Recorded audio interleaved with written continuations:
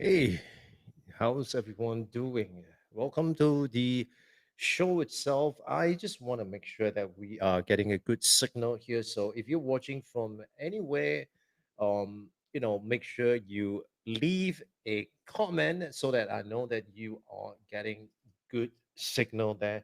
How's everyone doing? I know there are some of you who are watching. Thank you for being here. Thank you for dropping by. And yes. I think that a few things that I have to do. One of the things that I really have to do is that I need to change up the the title for today. Well, the title for today is Are You Afraid to Disappoint? Well, if you have always been a people pleaser, then this video is definitely for you. Hi, I'm Melvin, and this is the Melvin Live Show. I host this daily live show here. And the whole purpose of this show here is to share with you actionable strategies that could help you build your one person business. Now, during this show itself, I share my own strategies in terms of what I do to build my own one person, 1 million own digital business. So if you're here for the first time, welcome, welcome.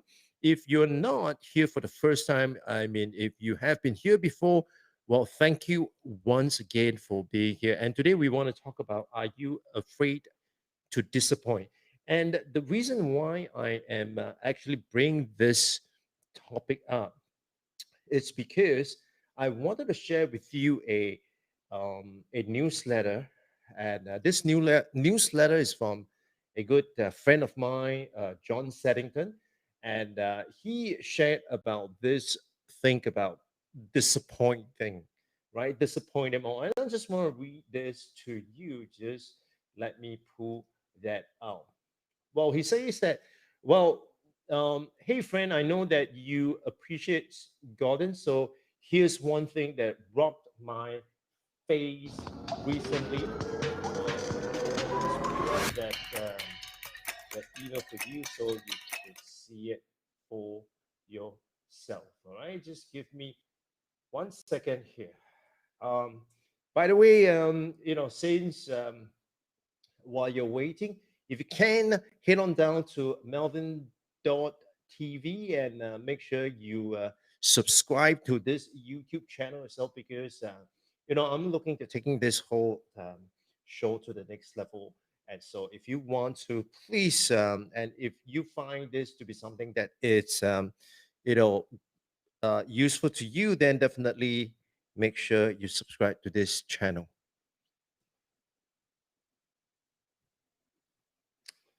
All right, so now that I got this to work, let me just do this. All right, so um, essentially, what I would like to do here is that I would like to share with you. Um, I'd like to share with you this thing here. Now, why am I here? Let me just do this.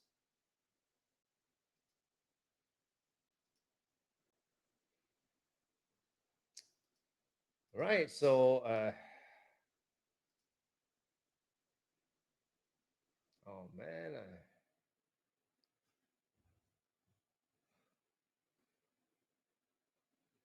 in any case, just let me show this to you. All right. Okay.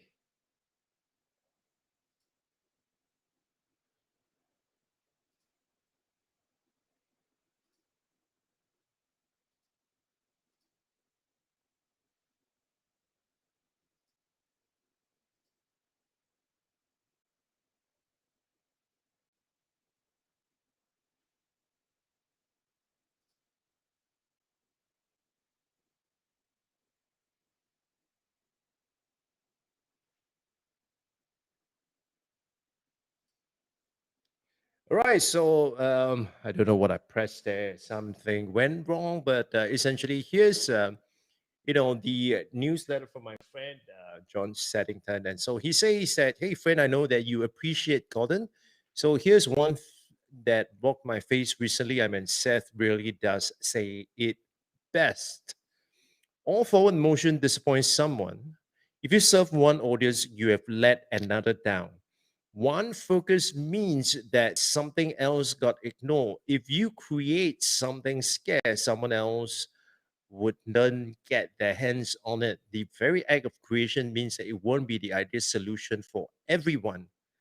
On the other hand, with certainty, we know that doing nothing disappoints an even larger group of people.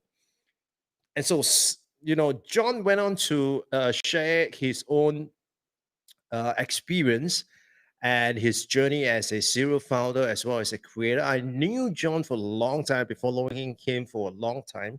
And, one of the things that he really did was that he was really creating lots of, products and content, and he builds them, and they have certain shelf life, and after that he either sold them off, or he kind of just stopped supporting them. And this is one of the thing that he has created. There was this desktop publishing app that he wrote as an indie developer, and the app happened to do really, really well on the Mac App Store itself, right? And the app is called Desk PM. And so, someone sent him a tweet of his and says that, what happened to Des? And the the response from him was that, I stopped working on it. And then he went on to say that, I mean, there are going to be things that you start creating, and then yeah, along the way you might find out that, hey, this is not really something that I want to do, and so you kind of stop it, and you're going to disappoint some people. And honestly, along the last couple of few weeks, for example, I think I have, on the spur of the moment, I have started on some projects, and later on along the way realized that that project isn't going to go very far based on my own criteria itself. And so I decided to drop the project altogether. Now, obviously, there are some people who are disappointed, because I have some people who email me and say, "Hey, what happened?" Right? And my response was that, look, I mean, um, I have limited resources. I don't have the kind of resources that some other people or companies have, and so I really need to focus on what I can do. And essentially, what I can do is just only so much. And I want to be able to invest my time into doing a piece of work that it's not just going to satisfy my ego. It's not about satisfying my own ego, but the whole idea of embarking on a project is so that I'm able to make an impact on the very people that I want to serve. And so there are many ways to look at this and say that, well, one could be disappointed in that respect itself. Now, very frankly, if you have been a people pleaser, you would find that this is extremely difficult to do. Now, what do I mean by that? Previously, I have always been a people pleaser. Now, being a people pleaser doesn't mean that you go out of your way to just please people. But inevitably, what you want to do is you want people to like you. Now, there could be some psychological reason behind that, but I'm not going to delve into that in this show itself. But let's just take it that there was a desire to please people because I wanted them to like me. And also in the preempting of the fact that if I do not do certain thing, people might reject me. And so as a result of that, I started doing certain things to please them. Now, some of this pleasing could come in the form of you go an extra mile for the client, right? And people get happy with you, they like you, they give you a bunch of referrals, and that is good, right? It could also come in the form of, oh, I am not going to raise my prices because I want you to be happy with the current pricing itself, but that would also mean that my own well-being is being compromised. And there are just so many examples that I can think of, and the very reason was that, not so much that I am afraid to disappoint these people, but what I was afraid of was, I was afraid that people would reject me. Now, and as a result of that fear of, people might reject me, I kind of decided that, hey, I'll do whatever it takes to get them to like me, right? Whatever it takes for me means that, I'll do anything possible to value add, to do anything I can, without breaking the law or without going against my conscience. So, so that it's pretty much it. But, you know, if you are going to go that way, and especially if you're going to be that one person business, we are not going to be able to function at that level for an extended period of time. Now, the reason is because, like I said, we do not have the most of resources that other people would have. And so, what we really need to do is we really need to guard our resources, and the most precious resource is actually time. We need to guard that jealously, right? You need to be able to schedule your time in such a way that it gives you the maximum impact, right? It gives you the maximum effectiveness, the biggest bang for your buck. Whatever time you're putting in, you're investing it, you want to make sure that you are doing that very thing that you want to do now.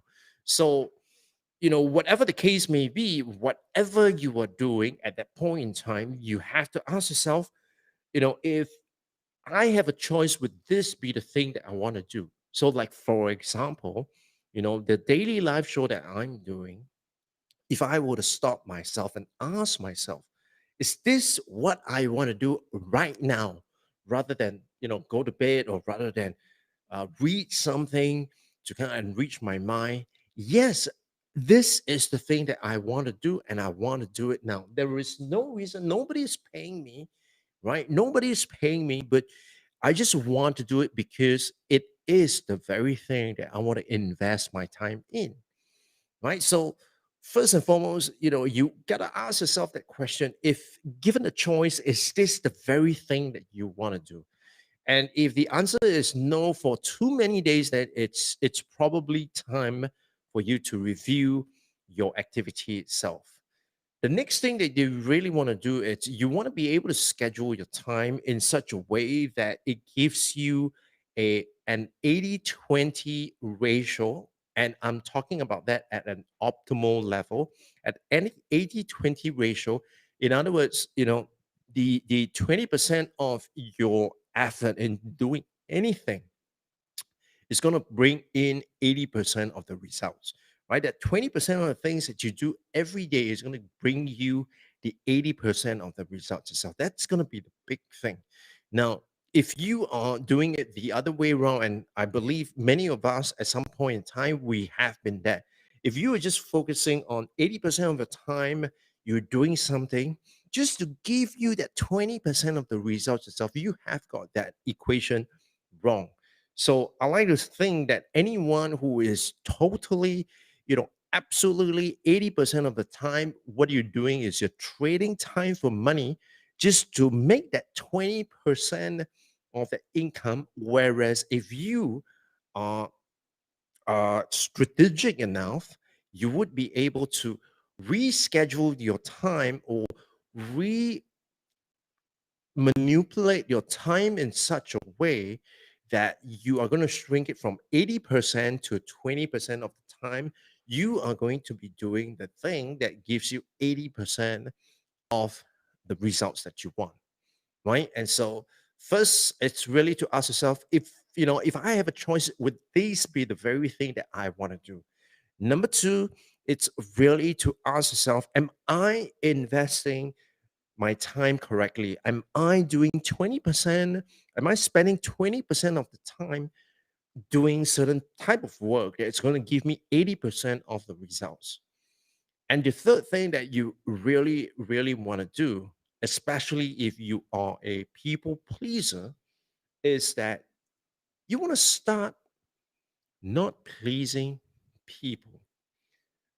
Now, that does not mean that you go out there and piss people off, right? That could have been further from the truth. But what you really want to do is the following. You want to ask yourself, who are the people that are really, really important to you? So, for example, for me, the people that are really, really important for me are the 100 true fans that I want to have, right? The 100 true fans that I want to have, that every time I put up a tweet, every time I put up a video, every time I put up a product, every time I put out a paper, this group of people are the one who would make their way, right, to either watch it or to engage with it or to share it or to consume it, right? These are the group of people. So for me, really, it's really focusing on this group of 100 people who is able to really benefit from what I want to share with them. And that's really what's matter to me. And then for the rest of the people, I'm afraid I will have to disappoint you. But I do not start out with the intent to disappoint you. What I intend to do is to only focus on the group of people that is going to find this valuable, that's going to find this beneficial, and that's what I want to focus on. All right. And so if you got a question for me, make sure you leave it in the comments. I read every single comment itself. If you haven't already, make sure you head on down to melvin.tv to subscribe to my YouTube channel.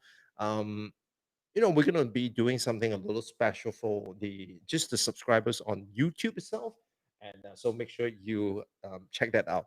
And of course, at any point in time, if you got a question you want to someone to kind of talk to with regards to strategic planning and strategic thinking, make sure you hit me up. And if not, that is all I have for you today.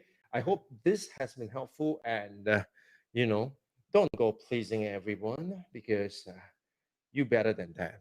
All right. And with that, thank you so much for watching, and I'll see you guys on the next one. Bye bye.